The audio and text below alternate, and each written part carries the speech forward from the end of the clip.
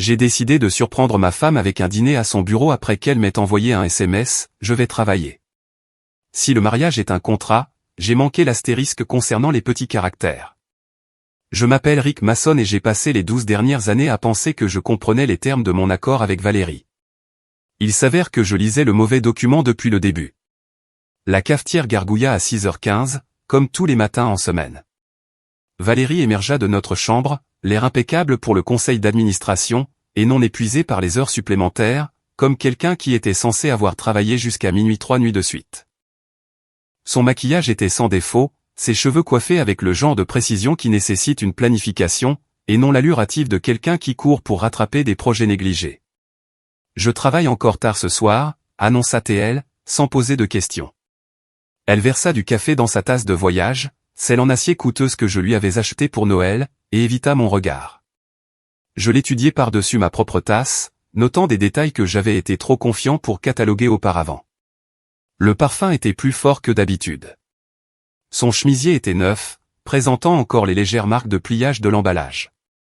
Le plus révélateur de tout, elle avait choisi ses boucles d'oreilles préférées, les clous de diamant qu'elle ne portait que pour des occasions spéciales. Grande présentation en perspective, demandai-je, gardant ma voix neutre. Bradford veut que les rapports trimestriels soient restructurés. Tu sais à quel point il peut être exigeant. Bradford Shearing, son patron, 48 ans, marié, conduit une BMW qui coûte plus que le salaire annuel de la plupart des gens. Je l'avais rencontré exactement une fois, à la fête de Noël de l'entreprise il y a 2 ans. Il m'avait serré la main avec le genre de poignet qui cherchait trop à prouver quelque chose, et ses yeux s'étaient attardés sur Valérie juste une fraction de seconde de plus que ce que la courtoisie professionnelle exigeait. « Bien, dis-je. Bradford. » Valérie me regarda enfin, et pendant un instant, quelque chose vacilla sur son visage. De la culpabilité, peut-être, ou de la froideur. Je risque d'être très en retard. Ne m'attends pas, elle m'embrassa sur la joue, un geste rapide et superficiel, et se dirigea vers le garage. J'écoutai sa voiture reculer dans notre allée, puis m'assis dans le silence soudain de notre cuisine, traitant le poids inconfortable qui s'installait dans ma poitrine. Je suis chef de projet chez Midwest Logistique, ce qui signifie que je coordonne les expéditions, gère les horaires et résous les problèmes pour gagner ma vie. Ces compétences se traduisent étonnamment bien dans d'autres domaines de la vie, y compris la reconnaissance des schémas qui ne concordent pas. Le schéma de Valérie changeait depuis des mois, et j'avais été volontairement aveugle à ce que les données m'indiquaient. 3 nuits tardives cette semaine, 2 réunions d'urgence le week-end, un relevé de carte de crédit montrant des frais de déjeuner dans des restaurants à travers la ville alors qu'elle prétendait manger à son bureau. Le vin que j'avais acheté pour notre anniversaire, son millésime préféré, restait intact dans notre réfrigérateur alors qu'elle prétendait être trop stressée pour se détendre. J'ai appelé Pete, mon meilleur ami et propriétaire du Murphy's Tavern en ville. Il a répondu à la 2e sonnerie, ayant l'air d'être réveillé depuis des heures malgré l'heure matinale. « Rick, qu'est-ce qui te tracasse ? Comment sais-tu que quelque chose me tracasse ? Parce que tu n'appelles jamais avant 8 heures sauf s'il y a un problème. Qu'est-ce qui se passe ? J'ai expliqué le comportement récent de Valérie, les incohérences, la distance croissante entre nous.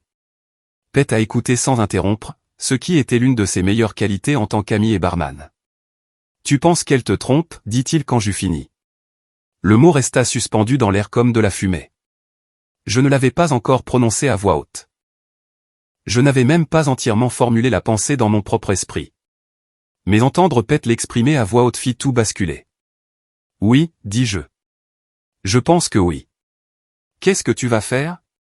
Bonne question. » Le vieux Rick, le mari confiant qui achetait du vin d'anniversaire et des tasses de voyage coûteuses, l'aurait confronté directement, aurait demandé une explication et aurait cru n'importe quelle histoire qu'elle aurait inventée. Mais quelque chose avait changé en moi lors de cette conversation dans la cuisine, en la regardant jouer le rôle de l'employé submergé tout en étant habillé pour la séduction.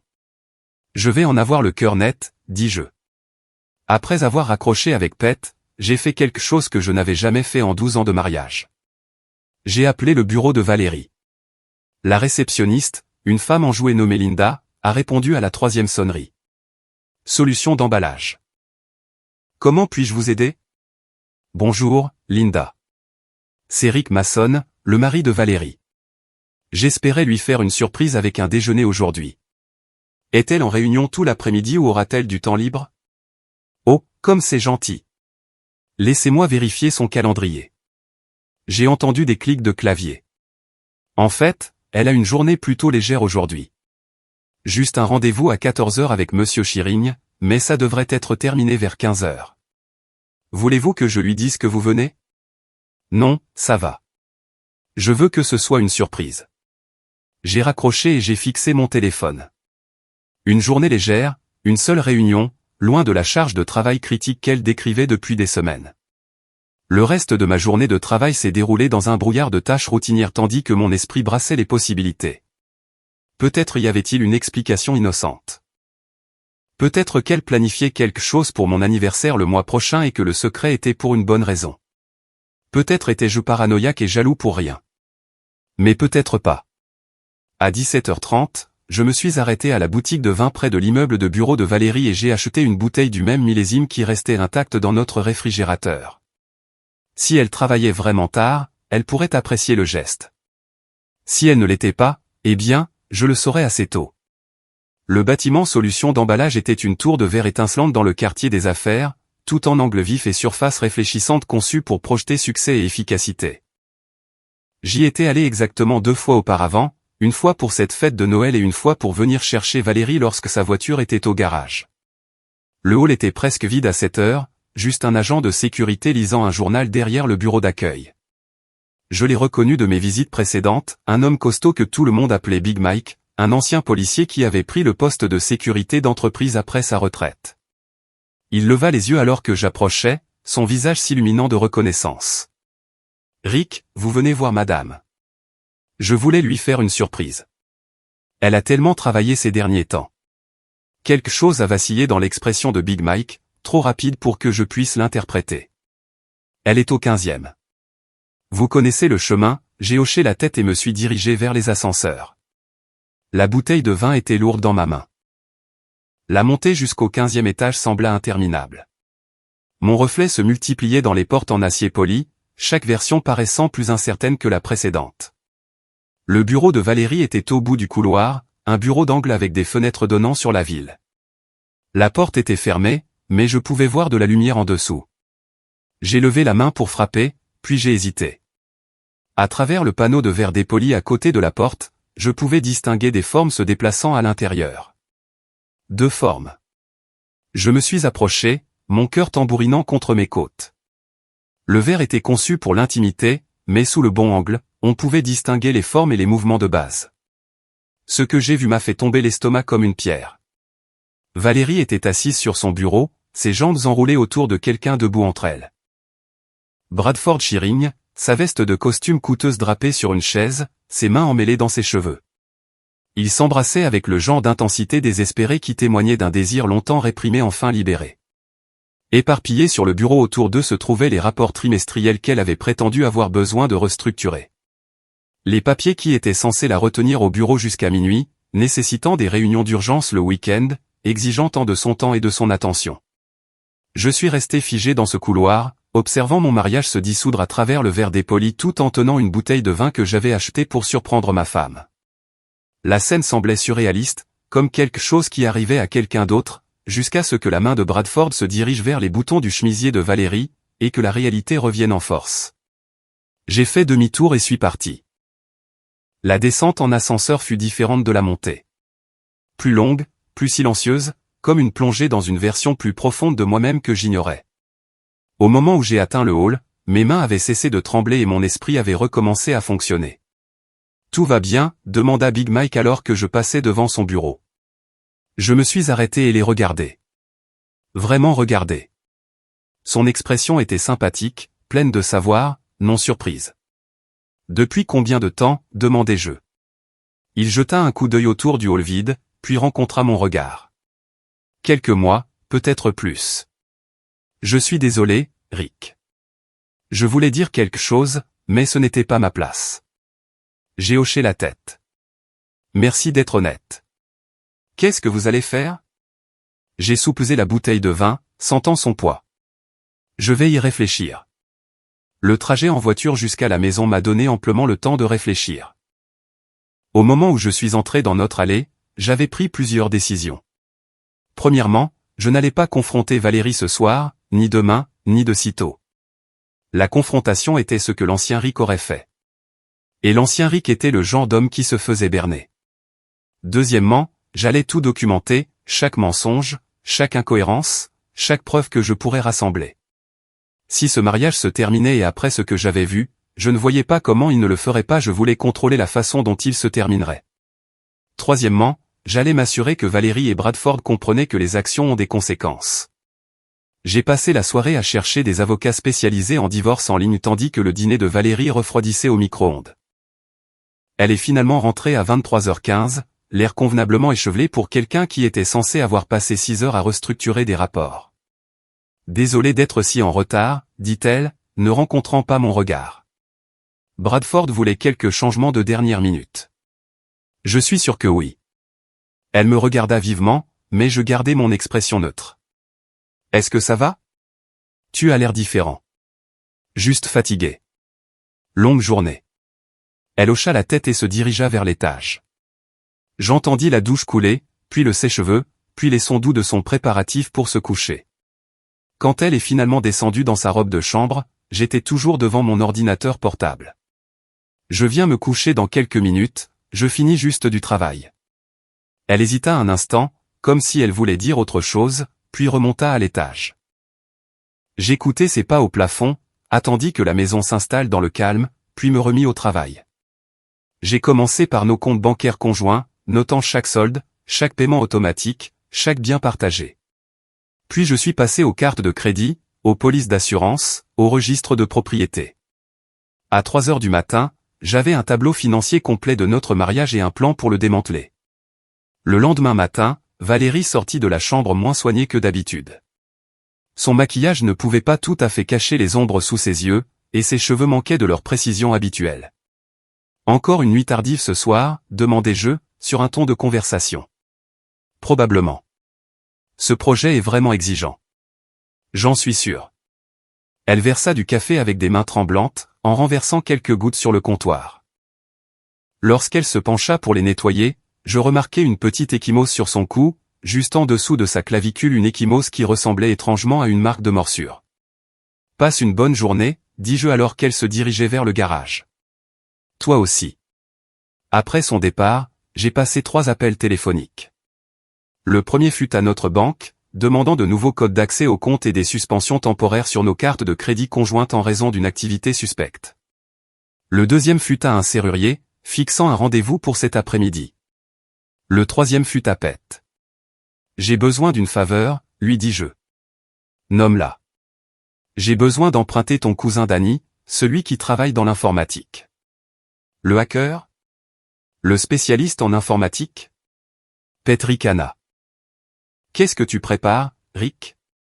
J'ai regardé par la fenêtre de la cuisine la maison que j'avais partagée avec Valérie pendant 8 ans, le jardin que nous avions planté ensemble, la vie que nous avions construite sur ce que je comprenais maintenant être une fondation de mensonges. Je prévois de jouer pour gagner. Le serrurier arriva à 14h30, un homme buriné nommé Karl, qui ne posa aucune question sur la raison pour laquelle je voulais changer toutes les serrures de la maison. Pendant qu'il travaillait, je suis passé méthodiquement en revue les affaires de Valérie, photographiant tout ce qui pourrait être pertinent plus tard. Des relevés de cartes de crédit cachés dans sa boîte à bijoux. Un deuxième téléphone portable glissé derrière des livres sur sa table de nuit. Des reçus pour des restaurants, des hôtels et des achats dont je n'avais jamais entendu parler. Le second téléphone était le véritable trésor. Protégé par mot de passe, mais Valérie avait toujours été prévisible avec ses codes. Notre date d'anniversaire m'a donné accès à des mois de messages textes entre elle et Bradford, chacun plus accablant que le précédent. J'ai hâte de te sentir à nouveau en moi, disait un message d'il y a 3 jours. Rick ne se doute de rien. Il est si pathétiquement confiant, lisait un autre de la semaine dernière. Quand vas-tu le quitter? Avait demandé Bradford 2 semaines auparavant. Bientôt. J'ai besoin de régler les finances d'abord. Il gagne un salaire décent, et je veux ma juste part. J'ai fait des captures d'écran de tout, puis j'ai remis le téléphone exactement là où je l'avais trouvé. Au moment où Karl eut fini avec les serrures, j'avais assez de preuves pour les enterrer tous les deux. Le cousin de Pet, Danny, arriva à 16h, un gamin mince d'une vingtaine d'années aux yeux vifs et aux doigts agiles. Il travaillait dans l'informatique pour une entreprise du centre-ville, mais avait une réputation de projet parallèle qui existait dans des zones grises légales. Pete dit que tu as besoin d'aide informatique, dit-il, installant son ordinateur portable à ma table de cuisine. J'ai besoin des images de caméras de sécurité d'un immeuble de bureau, spécifiquement du 15e étage de solutions d'emballage en centre-ville. Les sourcils de Danny se levèrent. Ce n'est pas exactement légal. L'agent de sécurité est un ami. Il pourrait être disposé à aider. Pourrait être. J'ai sorti 500 € en espèces. Il sera disposé. Danny sourit. Maintenant, on parle. Big Mike travaillait l'équipe du soir lorsque nous sommes arrivés à Solutions d'emballage. Le hall était vide à l'exception d'une équipe de nettoyage travaillant aux étages inférieurs. J'ai présenté Danny comme un ami aidant pour une affaire personnelle, et l'expression de Mike devint sympathique. J'ai pensé à notre conversation d'hier, dit Mike. Ce n'est pas juste. Ce qui se passe. Cette femme vous ment depuis des mois. Pouvez-vous nous aider? Mike regarda autour du hall vide, puis hocha la tête vers le bureau de sécurité. Venez, mais nous devons être rapides.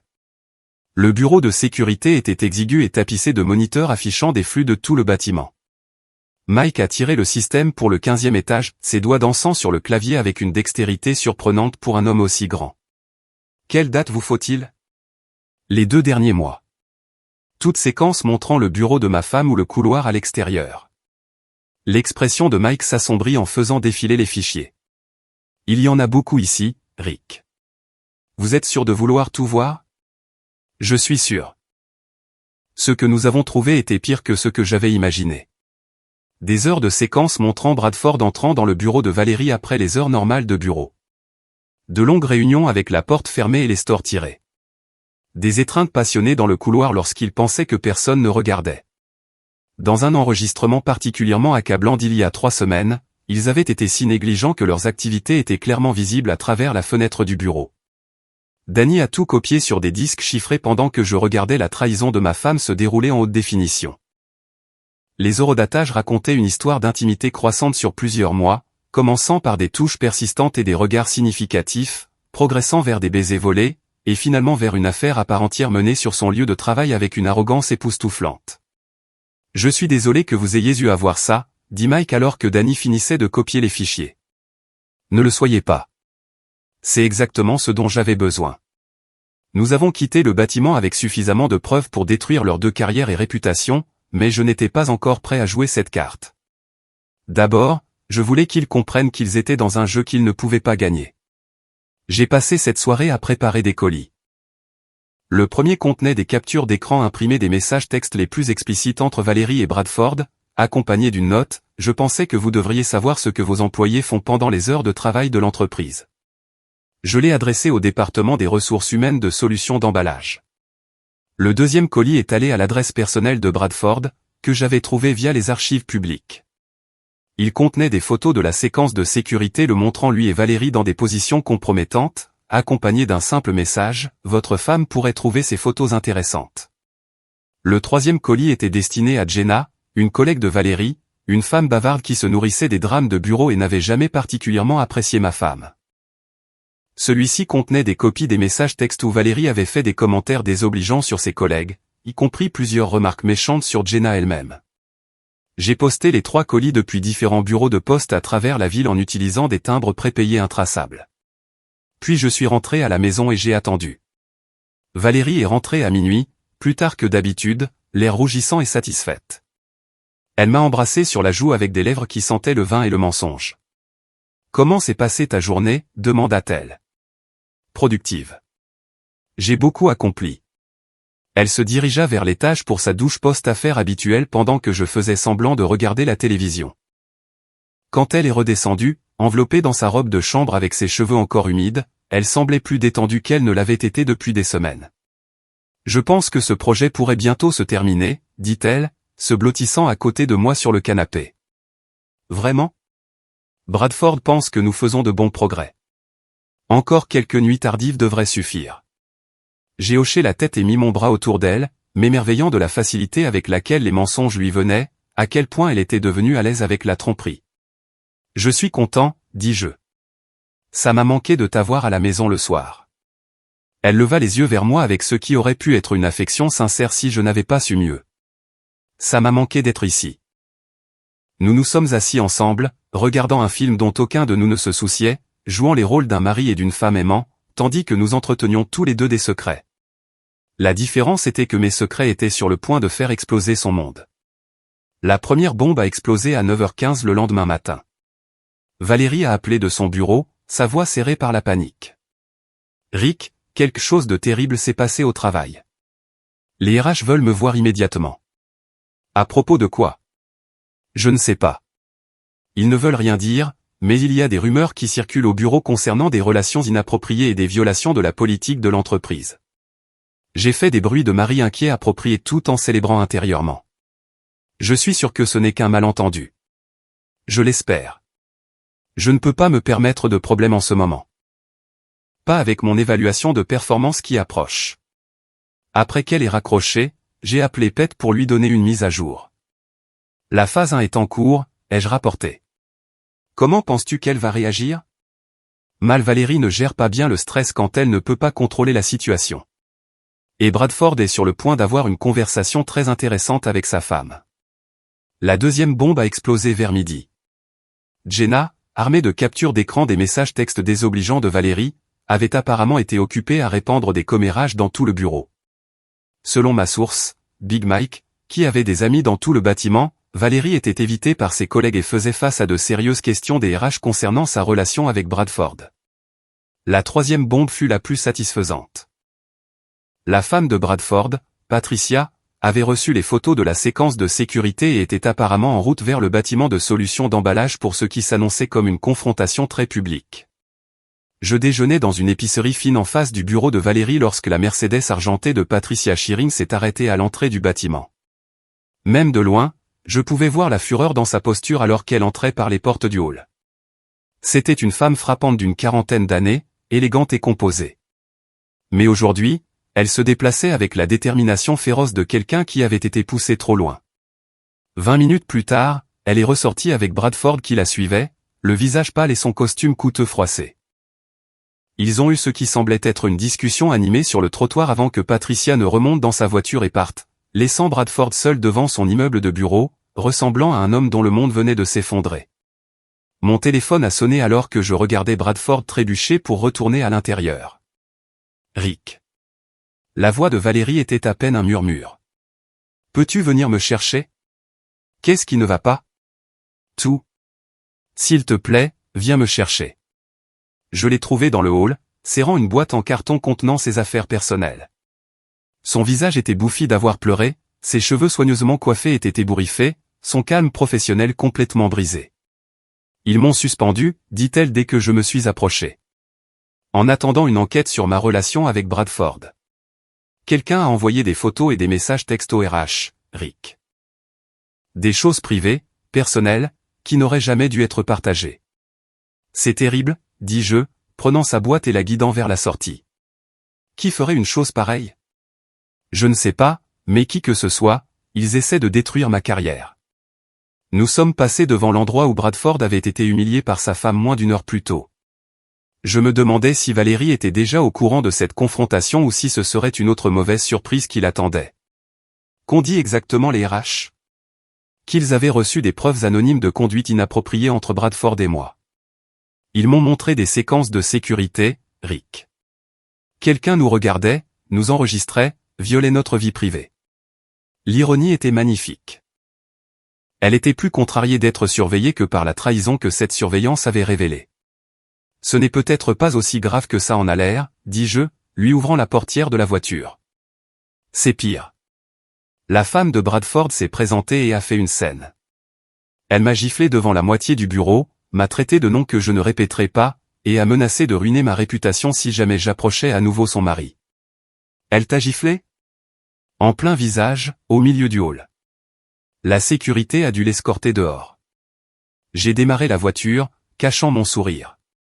Es-tu blessé? Mon orgueil, plus que toute autre chose. Mais Rick, cela pourrait détruire ma carrière. Si cette enquête est ébruitée, aucune entreprise en ville ne m'embauchera. Je suis sûr que ça passera. Elle me regarda vivement. Comment peux-tu être si calme face à ça? Ta femme a été accusée d'avoir une liaison. As-tu eu une liaison? La question resta suspendue entre nous comme un défi. Les yeux de Valérie se sont remplis de larmes, et pendant un instant, j'ai pensé qu'elle pourrait tout avouer. Au lieu de cela, elle a détourné le regard et a dit, bien sûr que non. Quelqu'un essaie de me piéger. Alors tu n'as rien à craindre. Nous sommes rentrés chez nous en silence, Valérie fixant la fenêtre pendant que je traitais le succès de ma première frappe. Sa carrière était compromise, sa réputation en lambeaux, sa relation avec Bradford exposée et compliquée par l'intervention de sa femme. Mais ce n'était que le début. Lorsque nous sommes arrivés dans notre allée, Valérie a cherché son sac à main pour prendre ses clés de maison. Je l'ai regardée alors qu'elle essayait la porte d'entrée et a découvert qu'elle ne s'ouvrait pas. C'est étrange, dit-elle, essayant à nouveau. Ma clé ne fonctionne pas. Vraiment? Laisse-moi essayer la mienne. J'ai utilisé une des nouvelles clés que Karl m'avait données, et la porte s'est ouverte en douceur. Valérie a regardé la serrure, puis moi, la confusion remplaçant les larmes dans ses yeux. Quand as-tu changé les serrures? Hier. Nous avions quelques problèmes avec la porte arrière qui coinçait, alors j'ai fait venir un serrurier pour tout réparer. Il a dit que la serrure avant était usée et devait être remplacée. C'était un mensonge plausible et dans des circonstances normales, elle l'aurait peut-être accepté. Mais ce n'était pas des circonstances normales. Valérie était déjà paranoïaque, cherchant déjà des menaces et des conspirations. Le moment du changement de serrure, survenant juste après sa suspension, était trop pratique pour être ignoré. Tu as changé les serrures hier, répéta-t-elle lentement. Le même jour, quelqu'un a envoyé la preuve de mon affaire présumée. Elle entra dans notre vestibule et regarda autour d'elle comme si elle voyait la maison pour la première fois. Tout était exactement comme elle l'avait laissé ce matin. Mais d'une manière ou d'une autre, l'atmosphère avait changé. La maison qu'elle avait partagée avec son mari confiant était devenue le domaine de quelqu'un d'autre entièrement. Rick, dit-elle prudemment. Y a-t-il quelque chose que tu veux me dire? J'ai fermé la porte derrière nous et tourné le nouveau pen dormant. Le bruit semblait exceptionnellement fort dans la maison silencieuse. Juste que je t'aime, dis-je. Et j'espère que tu sais que tu peux tout me dire. Elle chercha des indices sur mon visage, mais je gardais mon expression neutre. Après 12 ans de mariage, j'avais appris à lire ses humeurs et ses signes. Maintenant, j'utilisais cette connaissance contre elle, présentant une façade calme pendant qu'elle luttait pour comprendre tout ce que je savais. J'ai besoin d'un verre, dit-elle finalement. Bonne idée. Pourquoi ne nous sers-tu pas quelque chose pendant que je range tes affaires? J'ai porté sa boîte à l'étage jusqu'à notre chambre, prenant mon temps, la laissant mijoter dans l'incertitude. Quand je suis redescendu, elle se tenait dans la cuisine avec un verre de vin, fixant son téléphone. Bradford essaie de me joindre, dit-elle. 17 appels manqués. Peut-être devrais-tu lui parler. Découvrir quel est son plan pour gérer cette situation. Tu veux que je l'appelle? Si cela aide à éclaircir ce malentendu, alors oui. Elle composa son numéro et mit le téléphone sur haut-parleur. Bradford répondit à la première sonnerie, sa voix tendue et désespérée. Valérie, Dieu merci. Nous devons parler. Je suis ici avec Rick, dit-elle rapidement. Il y eut une pause. Oh, salut, Rick. Bonjour, Bradford. J'entends que vous faites tous les deux face à des accusations désagréables. Quelqu'un essaie de nous détruire. Les photos, les messages textes. Quelqu'un nous observe depuis des mois. Message texte, demandai-je innocemment. Valérie me lança un regard paniqué. Il y a eu des communications entre Bradford et moi qui ont été prises hors contexte. Quel genre de communication? La voix de Bradford résonna par l'intermédiaire du haut-parleur, serré par le stress. Des conversations personnelles qui font que notre relation professionnelle semble inappropriée. Je vois. Et était-elle inappropriée? Une autre pause. Plus longue cette fois. Rick, dit Valérie, peut-être devrions-nous en discuter en privé. Je pense que Bradford devrait faire partie de cette conversation. Après tout, sa réputation est en jeu aussi. Écoutez, dit Bradford. Je ne sais pas qui est derrière ça, mais il joue avec nous tous. Le timing, les colis anonymes, la séquence de sécurité. Quelqu'un a planifié tout ça. Vous pensez que c'était planifié? Absolument. Quelqu'un voulait exposer notre amitié de la manière la plus dommageable possible. Votre amitié, répétai-je. C'est exact. J'ai regardé Valérie, qui serrait son verre de vin si fort que ses jointures étaient devenues blanches. Elle savait que je ne croyais pas à l'histoire d'amitié. Elle savait que je les testais tous les deux, attendant de voir jusqu'où ils pousseraient leurs mensonges. Eh bien, dis-je. J'espère que vous trouverez qui est responsable. Nous le ferons, dit Bradford. Et quand nous le ferons, ils paieront pour ce qu'ils nous ont fait. J'ai souri à cela. J'en suis sûr. Après que Bradford ait raccroché, Valérie et moi sommes restés assis dans notre cuisine, le silence s'étirant entre nous comme un fil tendu. Elle continuait de me regarder, essayant de lire mon expression, d'essayer de déterminer tout ce que je savais et ce que je devinais. Rick, dit-elle finalement. J'ai besoin que tu saches que quoi que tu aies pu entendre aujourd'hui, quelles que soient les accusations portées, je t'aime. Notre mariage signifie tout pour moi. Je suis content d'entendre ça. Est-ce que tu me crois? J'ai tendu la main à travers la table et j'ai pris la sienne. Sa peau était froide, ses doigts tremblant légèrement. Je crois que tu m'aimes, dis-je. Mais je crois aussi que tu ne me dis pas la vérité sur Bradford. Son visage se froissa. Rick, ça va, l'interrompis-je. Nous n'avons pas besoin d'en parler ce soir. Tu as eu une journée traumatisante. Pourquoi ne montes-tu pas te reposer? Demain, nous pourrons trouver comment gérer cette situation. Elle hocha la tête, les larmes coulant sur son visage, et se dirigea vers l'escalier. J'écoutai ses pas au-dessus, entendis la porte de la chambre se fermer, entendis les sons étouffés de pleurs. Puis j'ouvris mon ordinateur portable et commençai à planifier la phase 2. Le lendemain matin apporta un chaos frais.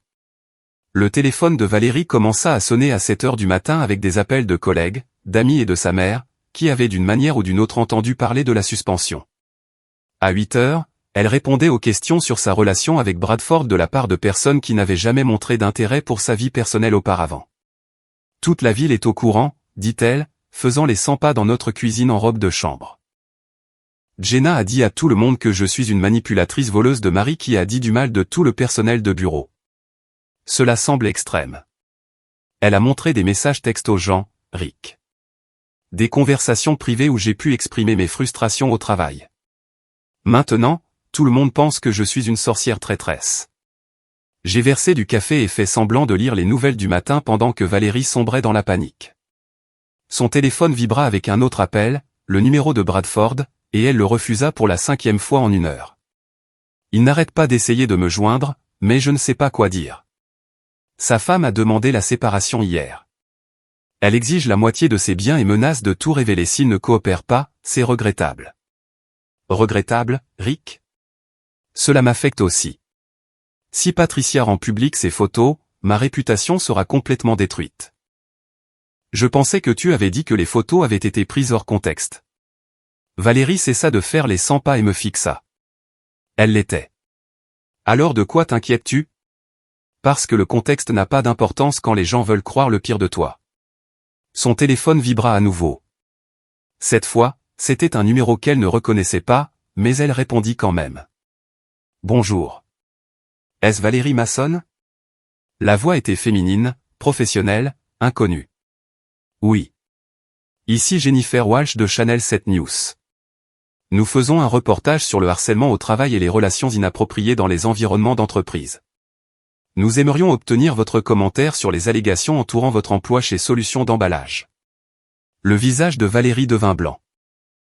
Pas de commentaire, dit-elle, raccrochant rapidement. Les médias, demandai-je. Quelqu'un a donné l'information aux nouvelles. Ils veulent m'interviewer sur l'affaire. Affaire présumée. Arrête de dire ça, lança-t-elle. Ce n'est pas un jeu, Rick. Toute ma vie s'écroule. Peut-être devrais-tu rappeler Bradford.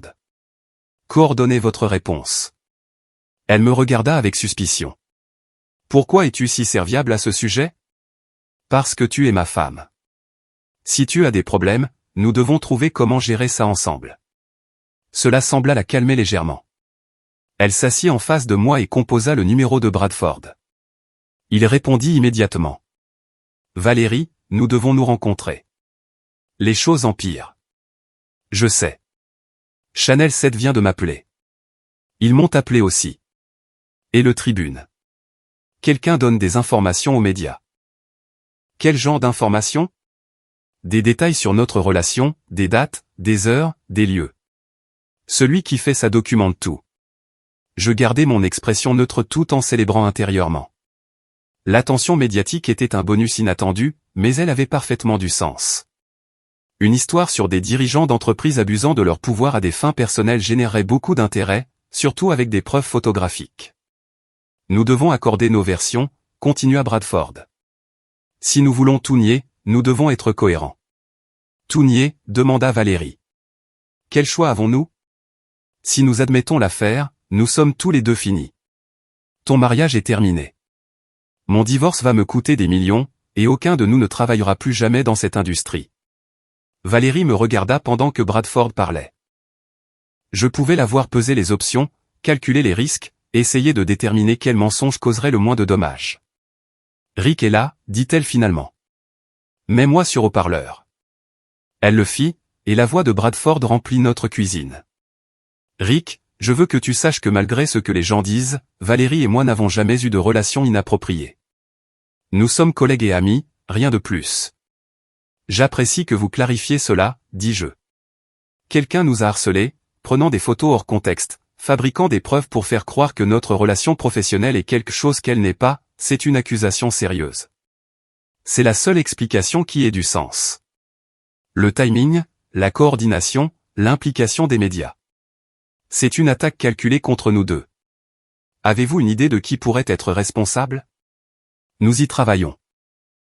Mais en attendant, nous devons présenter un front uni, tout nier, remettre en question l'authenticité des preuves, et nous concentrer sur la violation de la vie privée. Cela semble être une stratégie solide, dis-je après que Bradford ait raccroché. Valérie étudia mon visage attentivement. Tu es très compréhensif à ce sujet. Quelle est l'alternative? Si quelqu'un essaie de te piéger, alors nous devons riposter. Et si quelqu'un n'essaie pas de me piéger? La question resta suspendue entre nous comme un défi. Elle me testait, essayant de mesurer à quel point je soupçonnais, à quel point j'accepterais. Alors nous aurons une conversation différente, dis-je. Elle hocha la tête et monta s'habiller. Je l'entendis au téléphone avec quelqu'un, probablement un avocat, discutant de ses options. Pendant qu'elle était occupée, j'ai passé un appel de mon côté. Danny, c'est Rick. J'ai besoin d'une autre faveur. Quel genre de faveur? Le genre qui implique les médias sociaux et les relations publiques. 1 heure plus tard, Danny arriva avec son ordinateur portable et un sourire malicieux. Nous nous sommes installés dans mon bureau à domicile pendant que Valérie était toujours à l'étage et il me montra ce qu'il avait préparé. J'ai créé des comptes anonymes sur toutes les grandes plateformes, dit-il. Twitter, Facebook, Instagram, Reddit. Chacun a une persona différente, mais ils partagent tous le même contenu. Il tira un compte Twitter appelé Corporate Whistleblower, dénonciateur d'entreprise, avec un avatar générique et aucune information d'identification. La bio disait « Exposer la corruption et les abus au travail ». La beauté des médias sociaux, c'est qu'une fois que quelque chose devient viral, cela prend une vie propre, expliqua Danny. Je poste les preuves, d'autres personnes les partagent, et tout d'un coup, tout le monde en parle. Il me montra la première publication, une comparaison côte à côte des déclarations publiques de Valérie sur le travail tardif et des horodatages de caméras de sécurité la montrant dans le bureau de Bradford pendant ces mêmes heures. La légende disait, quand travailler tard signifie quelque chose de complètement différent. Corruption d'entreprise. Affaire au travail. Combien d'abonnés as-tu? J'ai commencé à 0 hier, je suis à 5000 maintenant. L'histoire est reprise par les comptes de nouvelles locales et les blogs de potins. Parfait. Danny a posté plusieurs autres éléments au cours de l'heure suivante. Des captures d'écran de messages textes avec des informations d'identification masquées. Des photos de la séquence de sécurité avec des visages floutés mais des corps clairement reconnaissables. Et une chronologie de l'affaire qui brossait un tableau de tromperie systématique et d'abus des ressources de l'entreprise. La clé est de laisser les autres tirer leurs propres conclusions, expliqua Danny. Je ne porte pas d'accusation. Je ne fais que présenter des faits et laisser Internet faire ce qu'il fait de mieux, détruire les gens qui mentent sur leur liaison. À midi, le scandale solution d'emballage était en vogue localement. L'histoire avait été reprise par 3 médias d'information, 2 blogs de potins et des dizaines de comptes de médias sociaux. Le nom de Valérie n'était pas mentionné directement, mais toute personne travaillant dans le milieu des affaires pouvait facilement identifier les acteurs impliqués. Valérie descendit l'escalier, l'air harassé. Elle avait été au téléphone toute la matinée avec des avocats, des amis et des membres de sa famille essayant de gérer la crise. C'est partout, dit-elle, me montrant son téléphone. Quelqu'un a posté nos photos sur Twitter. Ils ont flouté nos visages, mais tout le monde sait que c'est nous. As-tu parlé à Bradford? Il est en mode panique totale. Son avocat lui a dit de s'attendre à une assignation à comparaître de l'avocat de divorce de sa femme. Ils veulent toutes ses communications, ses dossiers financiers, tout. C'est la procédure standard dans les cas de divorce. Rick, il y a quelque chose que je dois te dire. Ça y est, pensais-je. La confession, les larmes, le plaidoyer pour le pardon. Je n'ai pas été entièrement honnête avec toi au sujet de ma relation avec Bradford. Elle fit une pause. Oui, nous avons développé des sentiments l'un pour l'autre, mais nous n'avons jamais agi en conséquence. Les photos font que cela ressemble à plus que ce n'était, mais je te jure que nous n'avons jamais franchi cette ligne. C'était un mensonge magistral. Techniquement admettre l'infidélité émotionnelle tout en niant la trahison physique, me donnant juste assez de vérité pour paraître honnête tout en cachant le pire de son comportement. Je vois. Es-tu en colère? Je suis déçu que tu n'aies pas été honnête avec moi dès le début. J'avais peur de ta réaction. Je pensais pouvoir gérer la situation toute seule, mettre fin aux choses avec Bradford avant qu'elle n'aille trop loin. Et as-tu mis fin aux choses? Oui. C'est pourquoi quelqu'un nous cible maintenant. Il voulait exposer notre relation avant que nous puissions y mettre fin correctement. Un autre mensonge. La séquence de sécurité montrait leur relation s'intensifier, et non se terminer. Mais j'ai joué le jeu, qui penses-tu être derrière tout ça? Je ne sais pas. Quelqu'un qui a accès à notre immeuble, à nos communications, à nos informations personnelles. Quelqu'un qui nous observe depuis des mois. C'est effrayant. Ça l'est, Rick. J'ai peur. Celui qui fait ça, il n'essaie pas seulement de nous exposer. Il essaie de détruire nos vies. Je l'ai prise dans mes bras, sentant ses tremblements contre moi. Nous allons arranger ça, dis-je. Nous allons trouver qui est responsable. Tu promets? Je promets. Cet après-midi-là, pendant que Valérie était avec son avocat, je me suis rendu au bar de Pet pour vérifier la prochaine phase de mon plan. Pet était derrière le bar, polissant des verres et regardant la couverture médiatique du scandale à la télévision au-dessus des bouteilles d'alcool. Tu es sur toutes les chaînes locales, dit-il alors que je m'asseyais. Channel 7 a diffusé tout un segment sur le harcèlement au travail et la responsabilité des entreprises. Ils n'ont pas donné de nom, mais ils ont montré le bâtiment où c'est arrivé et ont parlé de preuves anonymes. Bien. Pet me versa une bière et s'appuya contre le bar. Comment Valérie gère-t-elle ça? Elle s'en tient à son histoire. Elle prétend qu'ils n'ont jamais eu de relation physique. Même après que tu lui aies montré les preuves. Je ne lui ai rien montré. Pour autant qu'elle sache, je suis le mari qui la soutient et qui croit sa version des événements. Ça doit être difficile. C'est stratégique. Si elle pense que je suis de son côté, elle continuera à se confier à moi. Plus elle me dit de choses, plus j'ai de munitions. Et Bradford? Il est en train de se noyer. Sa femme a demandé la séparation. Son entreprise enquête sur lui, et les médias tournent comme des requins. Pet hocha la tête avec approbation. Quelle est la prochaine étape? Phase 3. Il est temps d'appliquer une pression directe. J'ai passé le reste de l'après-midi à me préparer pour les activités du soir. D'abord, j'ai appelé le bureau de Bradford et laissé un message à sa secrétaire, m'identifiant comme le mari de Valérie et demandant une réunion pour discuter de la situation. Puis, j'ai conduit jusqu'à son quartier, une banlieue riche pleine de maisons surdimensionnées et de pelouses manucurées. Bradford vivait dans un manoir colonial avec une allée circulaire et un garage pour 3 voitures. Sa BMW était garée dehors avec un camion de déménagement. À travers les fenêtres avant, je pouvais voir des gens transporter des cartons et des meubles. Patricia ne perdait apparemment pas de temps à réclamer sa part de leurs biens. Je me suis garé de l'autre côté de la rue et j'ai attendu. À 18h30, Bradford est sorti de la maison, l'air épuisé et vaincu. Il est monté dans sa voiture et est parti, se dirigeant probablement vers un hôtel ou un appartement temporaire. Je l'ai suivi à distance. Il s'est arrêté à un hôtel du centre-ville, une des chaînes coûteuses qui s'adressent aux voyageurs d'affaires. Je l'ai regardé s'enregistrer, puis j'ai attendu une autre heure avant d'approcher la réception.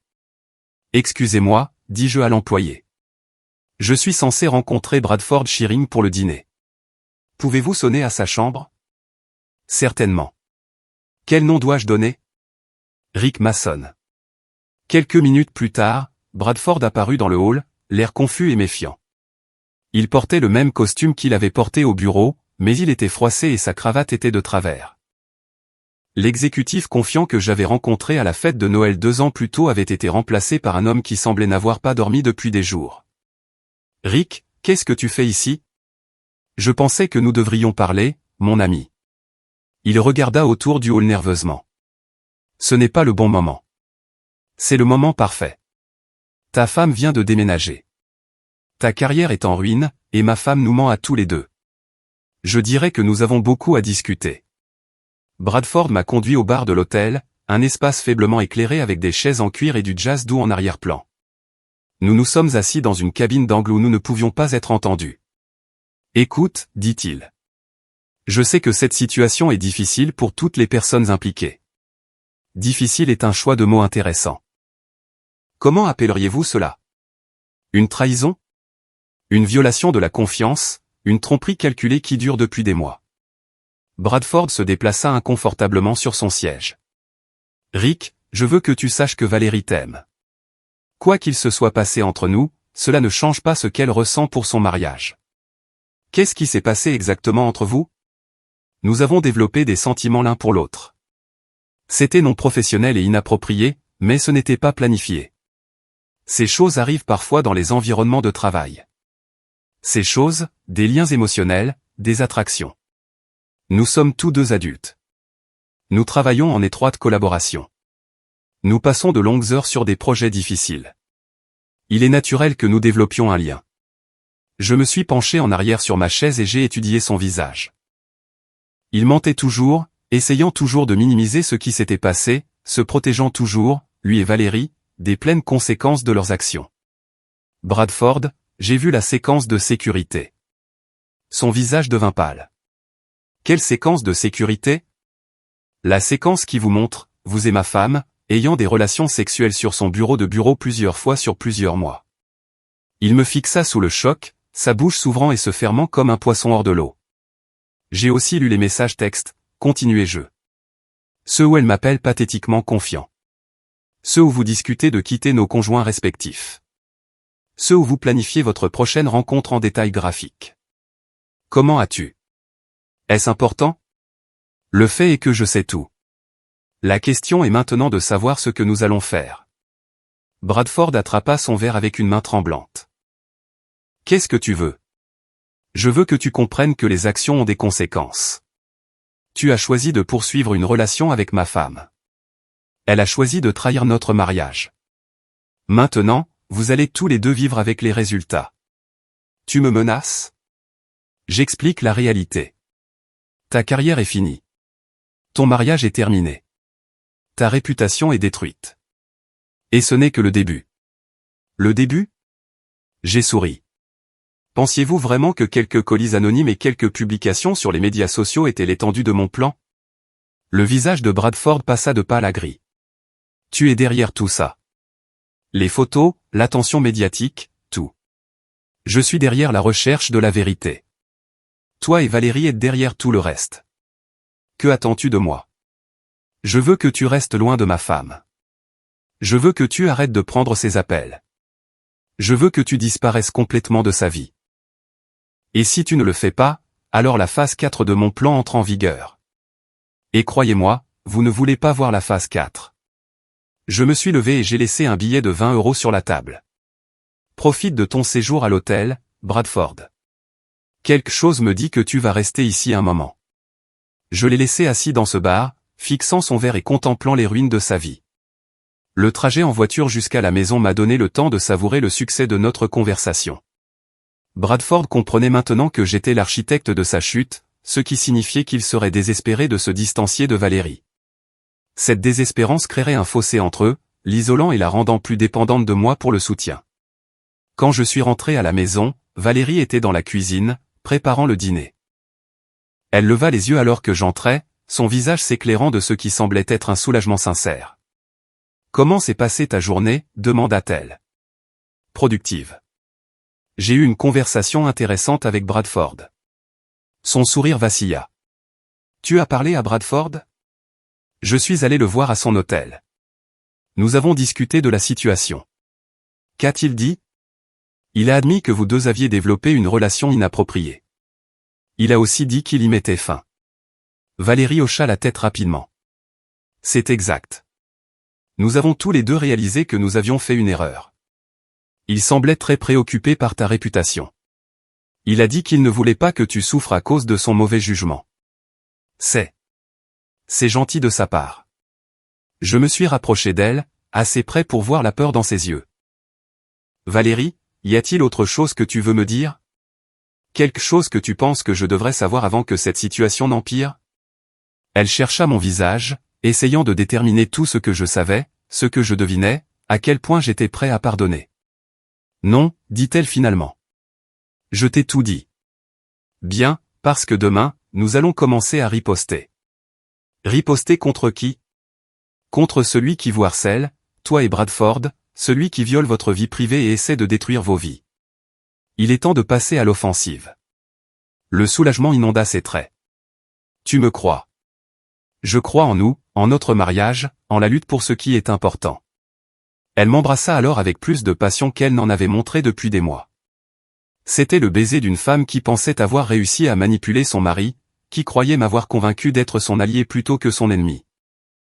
Je l'ai embrassé en retour et j'ai commencé à planifier la phase 4. Le lendemain matin apporta un développement que je n'avais pas anticipé. Le téléphone de Valérie sonna à l'aube avec un appel de son avocat qui lui annonça une nouvelle qui la fit paniquer complètement. « Il mène une enquête formelle », dit-elle après avoir raccroché. Pas seulement les RH, le conseil d'administration de l'entreprise. Ils veulent m'interroger sous serment sur ma relation avec Bradford et mon utilisation des ressources de l'entreprise. Cela semble excessif. Ça empire. Quelqu'un leur a envoyé des preuves supplémentaires pendant la nuit. Des dossiers financiers montrant que Bradford a approuvé des notes de frais inhabituelles pour moi. Des reçus d'hôtel, des factures de restaurant, même une conférence de week-end qui n'a apparemment jamais existé. J'ai versé du café et essayé d'avoir l'air inquiet plutôt que satisfait. Les preuves financières étaient quelque chose que j'avais découvert lors de mes recherches, mais que je n'avais pas encore utilisé. Quelqu'un d'autre avait dû trouver la même information et décider d'intensifier la situation. Qui aurait accès à ces dossiers? N'importe qui dans la comptabilité, les RH, ou la haute direction. Mais Rick, certaines de ces dépenses étaient légitimes. Les reçus d'hôtel provenaient de voyages d'affaires réels. Et les autres? Elle hésita. Bradford couvrait parfois des dépenses personnelles par faveur.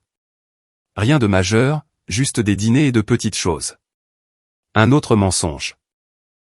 Les notes de frais que j'avais vues montraient des milliers d'euros de frais douteux sur plusieurs mois, escapades de week-end déguisées en voyages d'affaires, dîners coûteux dans des restaurants romantiques, même des achats de bijoux étiquetés comme cadeaux clients. De combien d'argent parlons-nous? Je ne sais pas exactement. Peut-être quelques milliers sur la dernière année. Et c'est 15 000 euros, pensais-je. Mais j'ai gardé cette information pour moi. Ton avocat pense que c'est sérieux. Elle pense que je pourrais faire face à des accusations criminelles s'il décide de donner suite. Détournement de fonds de l'entreprise, fraude, conspiration avec Bradford pour détourner de l'argent. C'est ridicule. Tu n'es pas une criminelle. Dis ça au procureur qui pourrait examiner cette affaire. Son téléphone sonna à nouveau. Cette fois, c'était un numéro qu'elle ne reconnaissait pas, mais elle répondit quand même. Bonjour. Madame Masson? Ici la détective Sarah Chen de l'unité des crimes financiers. Nous aimerions planifier un entretien avec vous concernant des irrégularités dans les rapports de dépenses chez Solutions d'emballage. Le visage de Valérie devint blanc. Je dois appeler mon avocat. C'est votre droit. Mais Madame Masson, je veux que vous sachiez que la coopération à ce stade pourrait vous être bénéfique. Plus cette enquête traîne, plus elle devient compliquée pour toutes les personnes impliquées. Je comprends. Je vais demander à mon avocat de vous contacter. Après qu'elle ait raccroché, Valérie resta assise dans un silence stupéfait. La situation avait dégénéré au-delà des commérages au travail et des problèmes conjugaux, dans le domaine criminel potentiel. La police est impliquée maintenant, dit-elle doucement. C'est probablement juste de la routine. Lorsque les entreprises signalent des irrégularités financières, les forces de l'ordre doivent enquêter. Bradford va tout me mettre sur le dos. Je sais qu'il le fera. Il dira que je l'ai séduit, manipulé, convaincu d'approuver ses dépenses. Le ferait-il? C'est un lâche, Rick. Quand les choses deviennent difficiles, il cherche quelqu'un d'autre pour prendre le blâme. J'ai trouvé intéressant qu'elle voie enfin Bradford clairement, maintenant que leur liaison s'était effondrée en récrimination mutuelle et en danger juridique. Qu'est-ce que tu vas faire? Ripostait. Si Bradford veut faire de moi le bouc émissaire, je vais leur montrer qui a réellement initié cette relation. Elle monta à l'étage pour appeler son avocat pendant que je traitais ce nouveau développement. L'enquête criminelle était un bonus inattendu, mais elle compliquait aussi mes plans. Je devais faire attention à ne pas paraître trop impliqué dans la collecte de preuves, surtout maintenant que les forces de l'ordre prêtaient attention. Mon téléphone vibra avec un SMS de Danny. J'ai vu les nouvelles sur l'enquête. Tu veux que je me retire de la campagne sur les médias sociaux? J'ai répondu, continue, mais sois plus prudent. Concentre-toi sur l'angle du harcèlement au travail. 1 heure plus tard, Valérie descendit l'escalier, l'air déterminé plutôt que paniqué. Elle avait apparemment eu une conversation productive avec son avocat. Je vais coopérer avec l'enquête, annonça-t-elle. Leur dire tout sur le comportement de Bradford, son abus de pouvoir, sa manipulation des ressources de l'entreprise. Tout. Tout ce qui compte. Comment il m'a courtisé malgré ma réticence initiale. Comment il m'a fait pression pour une relation que je ne voulais pas. Comment il a utilisé sa position pour me contraindre à des situations compromettantes. Je la fixais avec étonnement. Elle était en train de réécrire complètement l'histoire de leur liaison, se transformant de participante consentante en victime de harcèlement au travail. Est-ce ce qui s'est passé? C'est ce dont je me souviens. Et les messages textes qui montrent que tu étais une participante enthousiaste? Pris hors contexte. Lorsque ton patron te fait pression pour une relation, tu dis ce que tu penses qu'il veut entendre. C'est de la survie, pas de l'enthousiasme. L'audace était époustouflante. Face à des accusations criminelles potentielles, elle construisait un récit entièrement nouveau qui peignait Bradford comme le prédateur et elle-même comme la victime. Qu'en est-il des notes de frais? Bradford s'est occupé de tout ça. Il m'a dit que l'entreprise couvrait certaines dépenses dans le cadre de mon forfait de rémunération. Je ne lui ai jamais demandé de falsifier quoi que ce soit. As-tu des preuves de cela? J'ai des emails où il discute des politiques de dépenses et des avantages sociaux de l'entreprise. Mon avocat pense qu'ils soutiendront ma version des événements. J'ai hoché la tête pensivement. Donc, ta stratégie est de coopérer avec l'enquête et de te présenter comme la victime de Bradford plutôt que sa partenaire.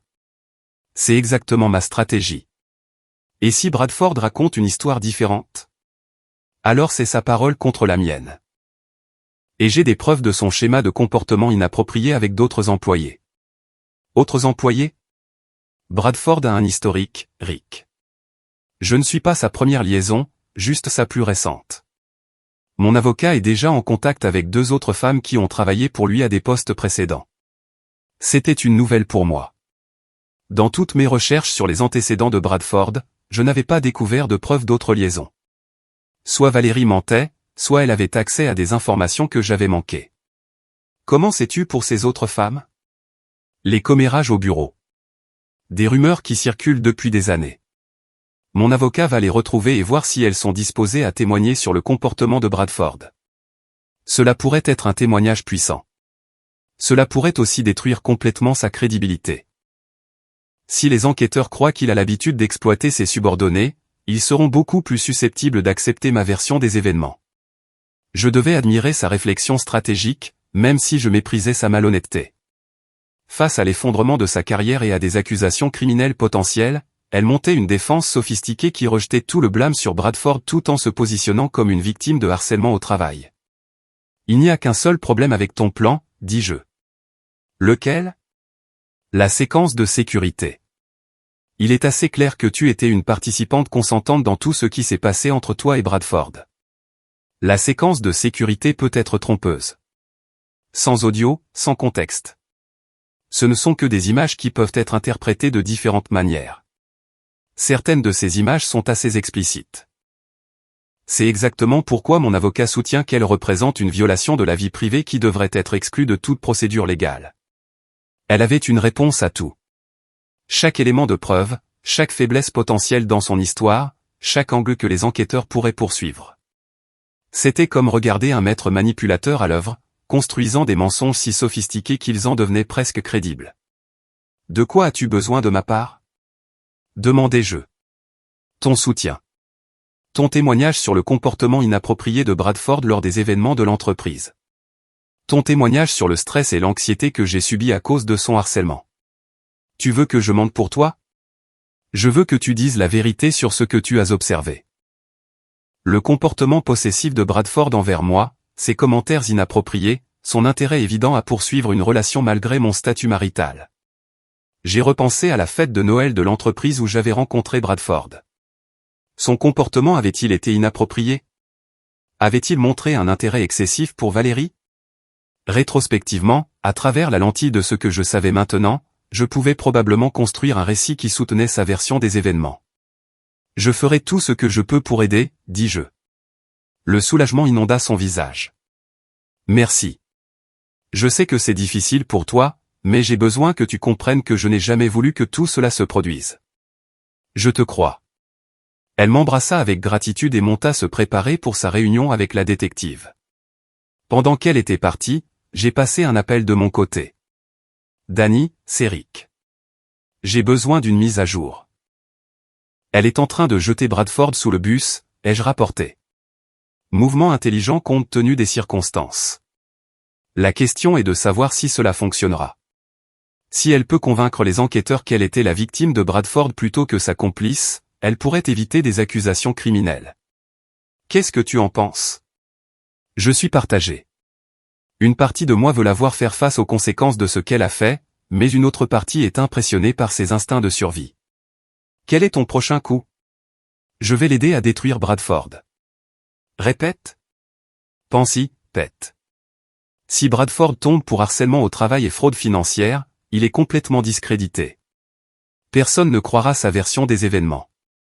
Valérie peut jouer la victime, mais elle a quand même perdu son emploi, sa réputation et son mariage. Tu prévois toujours de divorcer d'elle éventuellement. Mais d'abord, je veux voir comment cela se déroule.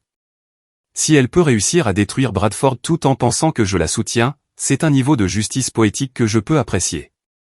Cet après-midi-là, j'ai fait quelque chose qui m'a surpris moi-même. J'ai appelé Bradford. Rick, pourquoi m'appelles-tu? Parce que je pense que nous devons parler de la nouvelle stratégie de Valérie. Quelle stratégie? Celle où elle prétend que tu l'as harcelée et forcée à avoir une relation qu'elle ne voulait pas, il y eut une longue pause. Elle dit quoi? Que tu as abusé de ta position de pouvoir pour la pousser à une liaison. Que tu as manipulé les ressources de l'entreprise pour couvrir des dépenses personnelles sans qu'elle le sache. Que tu as un historique de comportement inapproprié avec des subordonnés. C'est complètement faux. Elle m'a autant poursuivi que je l'ai poursuivi. Je le sais. Tu le sais. Mais les enquêteurs ne le savent pas, où veux-tu en venir? J'en viens au fait que Valérie est sur le point de détruire ta crédibilité complètement, et tu dois décider comment tu vas réagir. Tu proposes de m'aider? Je propose d'être réaliste quant à la situation. Valérie a des preuves, des témoins et un récit convaincant. Que as-tu? La vérité. La vérité est que vous vous êtes tous deux engagés dans une liaison qui a violé la politique de l'entreprise et impliqué une mauvaise utilisation des ressources de l'entreprise. La question est de savoir qui sera blâmé pour avoir initié et orchestré cette affaire. Alors que suggères-tu? Coopération. Divulgation complète. Accepte la responsabilité de ta part dans ce qui s'est passé, mais assure-toi que les enquêteurs comprennent que Valérie était une participante égale. Pourquoi m'aiderais-tu à blesser ta femme? Parce que je veux que la vérité éclate. Toute la vérité. Après avoir raccroché, je me suis assis dans mon bureau, contemplant la partie d'échecs que j'avais mise en marche. Valérie pensait que je soutenais son récit de victime. Bradford pensait que je l'aidais à présenter un compte rendu équilibré de leur liaison. En réalité, je les manipulais tous les deux vers une confrontation qui exposerait toute l'étendue de leur tromperie et de leur trahison. Ce soir-là, Valérie revint de sa réunion avec la détective Chen, l'air prudemment optimiste. Comment ça s'est passé? Mieux que ce à quoi je m'attendais. Elle semblait sympathique à ma situation et très intéressée par l'historique de comportement inapproprié de Bradford. Quel genre de questions a-t-elle posé? Sur la chronologie de notre relation? Sur le style de gestion de Bradford et son traitement des employés? Sur les notes de frais et si je comprenais comment elles étaient traitées? Et tes réponses? Honnêtes. Je lui ai dit que Bradford créait un environnement de travail hostile qui me faisait sentir pressurisé d'accepter ses avances. J'ai expliqué que j'avais essayé de maintenir des limites professionnelles, mais que je sentais que ma sécurité d'emploi était menacée si je ne coopérais pas avec ses attentes. T'a-t-elle cru? Je pense que oui.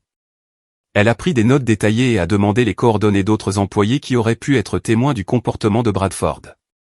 Quelle est la suite? Ils vont interroger Bradford demain.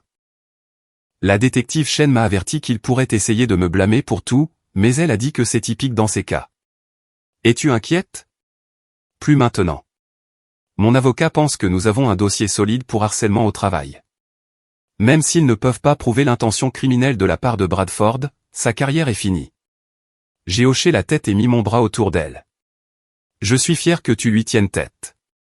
Merci de me soutenir à travers ça. Je sais que ça ne doit pas être facile de voir l'affaire de ta femme faire l'objet d'une enquête policière. Affaire présumée. Elle sourit à cela. C'est exact. Présumé. Nous avons passé la soirée comme un couple marié normal, regardant la télévision et discutant de nos plans pour le week-end. Mais sous la tranquillité domestique, je pouvais sentir la tension monter vers un point culminant qui briserait leur deux vies d'une manière qu'ils ne pouvaient imaginer. Le lendemain matin apporta la nouvelle que j'attendais. L'entretien de Bradford avec la détective Chen s'était apparemment très mal passé. Selon les sources de Valérie au bureau, il avait été arrêté pour fraude financière et abus de pouvoir. Ils l'ont arrêté, demandai-je, feignant la surprise. Ce matin. Son avocat n'a pas pu l'en empêcher. Apparemment, les preuves contre lui étaient accablantes. Quelles preuves? Les notes de frais, la séquence de sécurité, le témoignage d'autres employés sur son comportement inapproprié.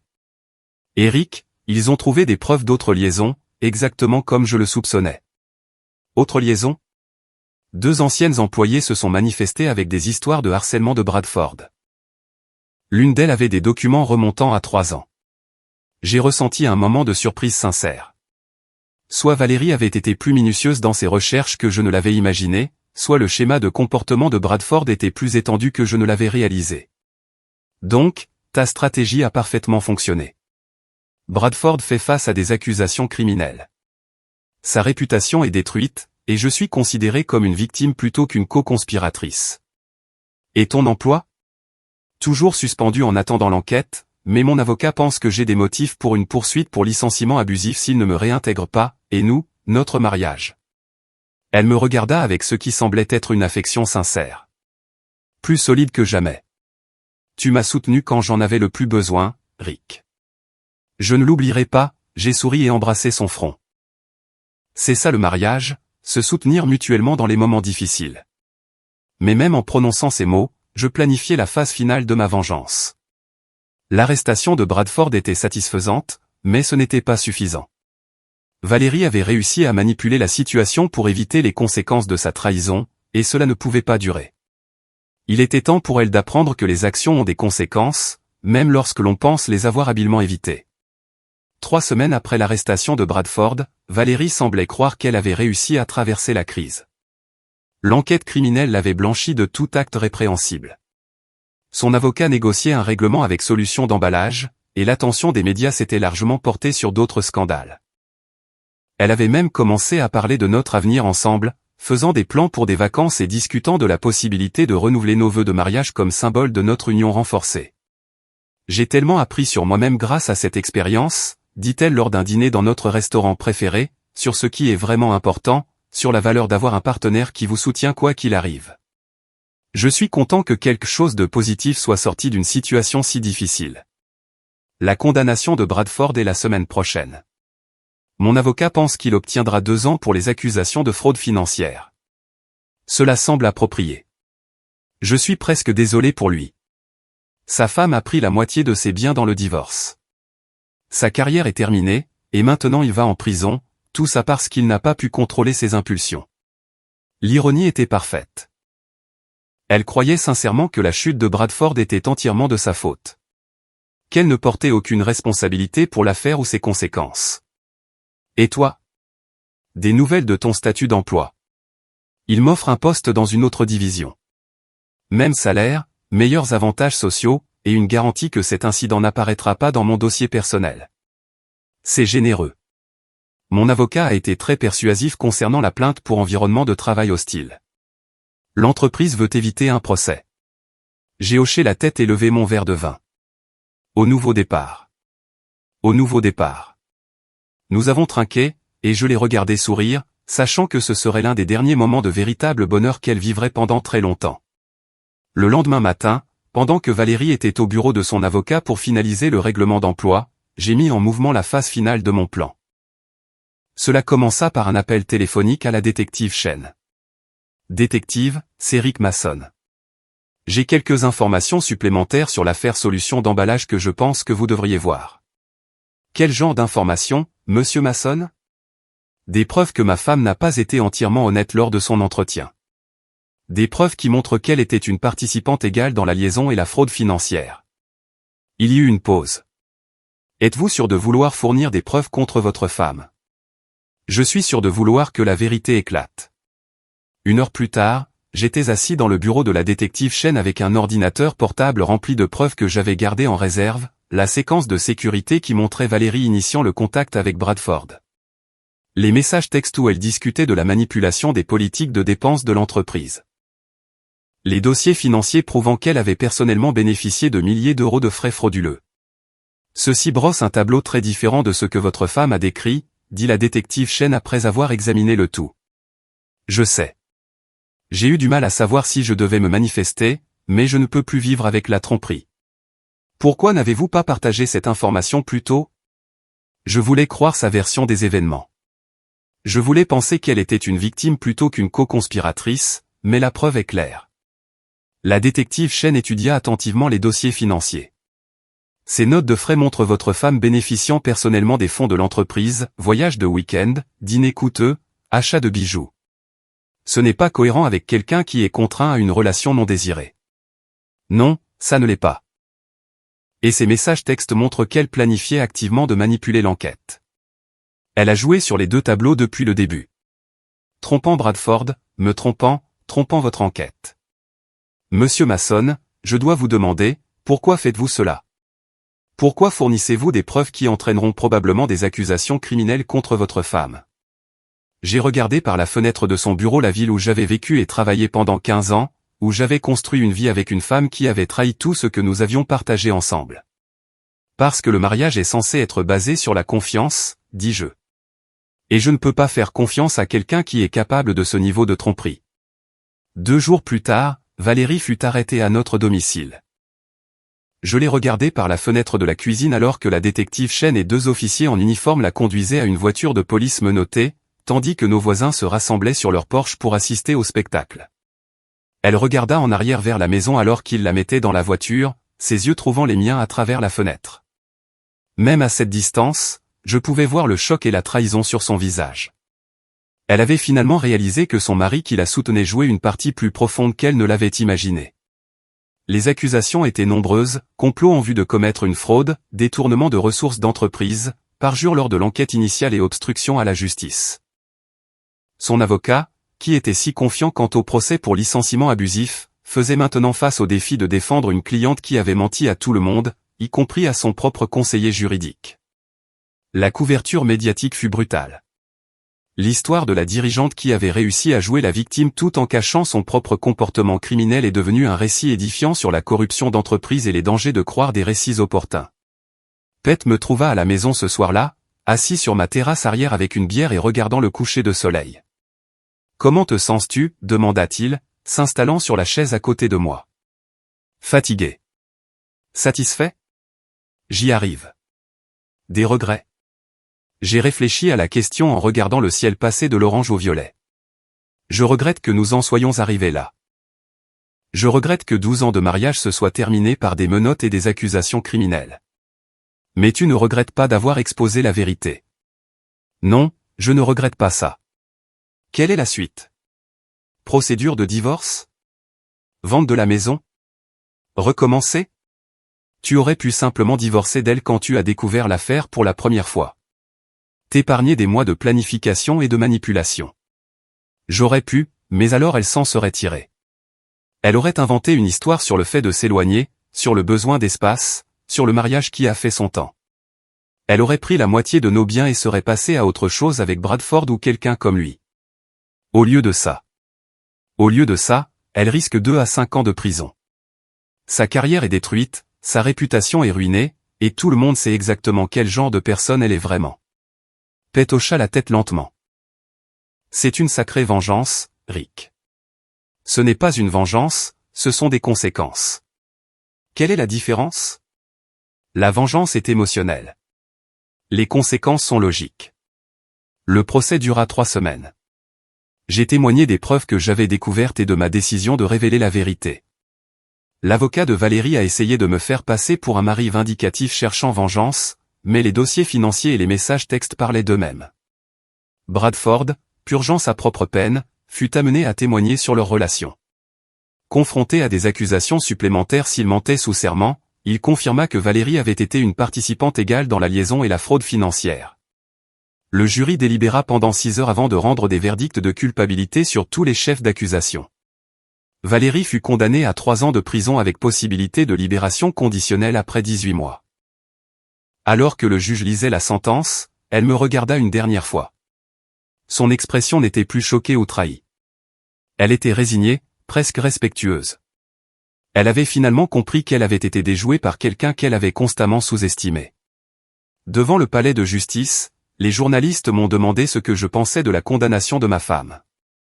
J'ai le sentiment que justice a été rendue, dis-je. Les actions ont des conséquences, et ma femme fait enfin face aux conséquences de ses actes. Envisagez-vous de divorcer d'elle? Ces procédures sont déjà en cours. Des réflexions finales sur cette situation? J'ai levé les yeux vers les marches du palais de justice où Valérie venait d'être condamnée, pensant au matin il y a 3 mois où j'avais découvert sa liaison à travers le verre dépoli. Si vous allez trahir la confiance de quelqu'un, dis-je, assurez-vous qu'il ne soit pas plus intelligent que vous ne le pensez. 6 mois plus tard, je vivais dans un appartement du centre-ville, travaillant le même emploi, buvant chez Pet les vendredis soirs. La maison s'était vendue rapidement, et après les frais de justice et le partage des biens, j'étais reparti avec suffisamment d'argent pour prendre un nouveau départ. Valérie m'a écrit des lettres de prison, s'excusant de sa trahison et demandant si nous pouvions nous réconcilier à sa libération. J'ai lu chaque lettre une fois, puis les ai classées sans répondre. Certaines personnes pourraient qualifier ce que j'ai fait de cruel ou d'excessif. Elles pourraient argumenter que j'aurais dû simplement la confronter au sujet de l'affaire et mettre fin au mariage comme un adulte civilisé. Mais ces gens n'ont jamais regardé leurs conjoints trahir tout ce qu'ils avaient construit ensemble tout en les traitant de pathétiquement confiants. Ils n'ont jamais vu quelqu'un qu'ils aimaient se transformer en quelqu'un qu'ils ne pouvaient plus reconnaître. Ils n'ont jamais appris que parfois, la seule façon de traiter avec un maître manipulateur est de devenir meilleur qu'eux à leur propre jeu. J'ai gardé une photo de notre mariage, une image de notre jour de mariage où nous sourions tous les deux et regardons vers un avenir que nous pensions partager. Parfois, je regarde cette photo et me souviens de ce que ça faisait de faire entièrement confiance à quelqu'un. Puis je me souviens de ce que ça faisait de découvrir que cette confiance était mal placée, et je me rappelle pourquoi j'ai fait ce que j'ai fait. Les actions ont toujours des conséquences. Même lorsque l'on pense être assez intelligent pour les éviter.